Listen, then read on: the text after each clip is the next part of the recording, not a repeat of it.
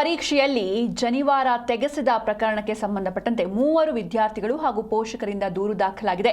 Commissioner ಕಚೇರಿಗೆ ಬಂದು ದೂರನ್ನ ನೀಡಿದ್ದಾರೆ. ಇನ್ನು ವಿದ್ಯಾರ್ಥಿಗಳಿಗೆ ವಿಪಕ್ಷ ನಾಯಕ ಆರ್ ಅಶೋಕ್ ಹಾಗೂ ತೇಜಸ್ವಿ ಸೂರ್ಯ ಕೂಡ ಸಾಥ್ ನೀಡಿದ್ರು. ಸಿಇಟಿ ಪರೀಕ್ಷೆಯಲ್ಲಿ ಜನಿವಾರ ತೆಗೆಸಿದ ಪ್ರಕರಣ ಇದು.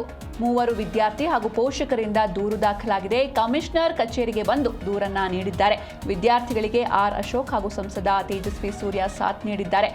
ತಪ್ಪಿತಸ್ಥರ ವಿರುದ್ಧ ಕಠಿಣ ಕ್ರಮ ಆಗಬೇಕು ಅಂತ ಆಗ್ರಹಿಸಲಾಗಿದೆ. ಸಿಇಟಿ ಕೇಂದ್ರದಲ್ಲಿ ವಿದ್ಯಾರ್ಥಿ ಜನಿವಾರ ತೆಗೆಸಿದ ಆರೋಪ ಇದು. ಹೀಗಾಗಿ ಕೃಪಾನಿಧಿ ಕಾಲೇಜಿನ 3 ಸಿಬ್ಬಂದಿಗಳನ್ನು ಅಮಾನತು ಮಾಡಲಾಗಿದೆ. 3 ವಿದ್ಯಾರ್ಥಿಗಳು ಹಾಗೂ ಪೋಷಕರಿಂದ ಬೆಂಗಳೂರು ಪೊಲೀಸ್ ಆಯುಕ್ತರಿಗೆ ದೂರನ್ನು ಕೂಡ ನೀಡಲಾಗಿದೆ. ವಿದ್ಯಾರ್ಥಿಗಳಿಗೆ ವಿಪಕ್ಷ ನಾಯಕ ಆರ್ ಅಶೋಕ್ ಹಾಗೂ ಸಂಸದ ತೇಜಸ್ವಿ ಸೂರ್ಯ ಸಾಥ್ ನೀಡಿದ್ರು.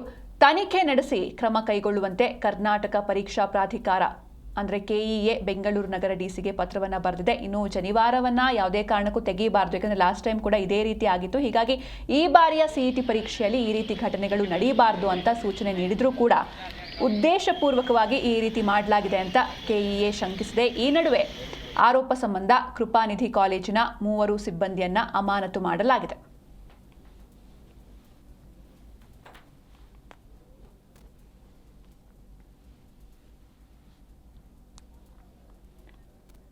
ಎಸ್, ಏನು ನೀವು ದೃಶ್ಯದಲ್ಲಿ ನೋಡ್ತಾ ಇದ್ದೀರಾ, ಇದೇ ಆ ಕಂಪ್ಲೇಂಟ್ ಕಾಪಿ. ಅಂದರೆ ಕಳೆದ ಬಾರಿಯೂ ಕೂಡ ಇದೇ ರೀತಿ ಘಟನೆ ಆಗಿತ್ತು. ಆದರೆ ಮತ್ತೊಮ್ಮೆ ಈ ರೀತಿ ವಿಚಾರ ಮರುಕಳಿಸಿದೆ. ಹೀಗಾಗಿ ಅಂದರೆ ಕೆಇಎ ಹೇಳ್ತಾ ಇರೋದೇನೆಂದರೆ, ಆಲ್ರೆಡಿ ನಾವು ಸೂಚನೆಯನ್ನು ನೀಡಿದ್ವಿ, ಸಿಬ್ಬಂದಿಗಳಿಗೆ ನಾವು ಮಾಹಿತಿಯನ್ನು ನೀಡಿದ್ವಿ, ಯಾವುದೇ ಕಾರಣಕ್ಕೂ ಈ ರೀತಿ ಆಗಬಾರ್ದು, ಜನಿವಾರವನ್ನು ತೆಗೆಸಬಾರ್ದು ಅಂತ ನಾವು ಸೂಚನೆಯನ್ನು ನೀಡಿದ್ವಿ. ಆದರೂ ಕೂಡ ಈ ರೀತಿ ಆಗಿದೆ. ಹೀಗಾಗಿ ತನಿಖೆ ಆಗಬೇಕು ಅಂತ ಆಗ್ರಹಿಸಿದೆ. ಪೊಲೀಸ್ ಕಮಿಷನರ್ ಬಂದಿರೋ ಉದ್ದೇಶ, ನಮ್ಮ ಕಾನ್ಸ್ಟಿಟ್ಯೂನ್ಸಿಯರು, ಇವರು ಪದ್ಮನಾಭನಗರ ಕಾನ್ಸ್ಟಿಟ್ಯೂನ್ಸಿಯರು. ಈ ಹುಡುಗನು ಪದ್ಮನಾಭನಗರ, ಆ ತಾಯಿನೂ ಪದ್ಮನಾಭನಗರ ಕಾನ್ಸ್ಟಿಟ್ಯೂನ್ಸಿ ಇಟ್ಮಾಡ್ಗೋಲ್ಲಿ ಇದ್ದಾರೆ.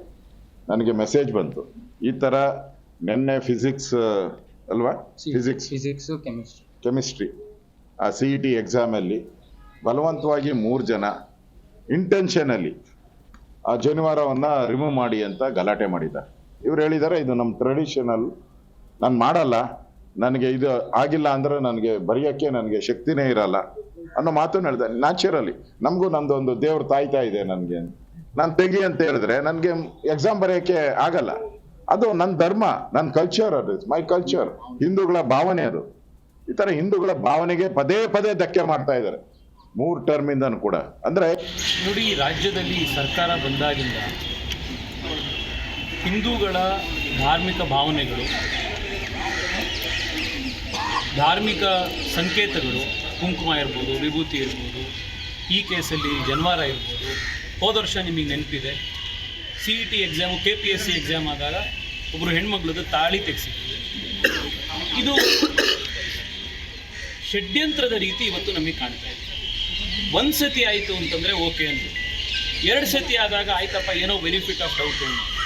ಇದು 3ನೇ ಸತಿ, ಬೀದರು, ಶಿವಮೊಗ್ಗ, ಈ ಸತಿ ಇವಾಗ ಬೆಂಗಳೂರು ಅಂತಂದರೆ ಇದು ರಾಜ್ಯ ಸರ್ಕಾರದ ಒಂದು ಪ್ರೊಟೆಕ್ಷನ್ ಇದೆ ಅಥವಾ ರಾಜ್ಯ ಸರ್ಕಾರದ ಡೈರೆಕ್ಷನ್ ಇದೆ ಅನ್ನೋ ಕಾರಣಕ್ಕೋಸ್ಕರ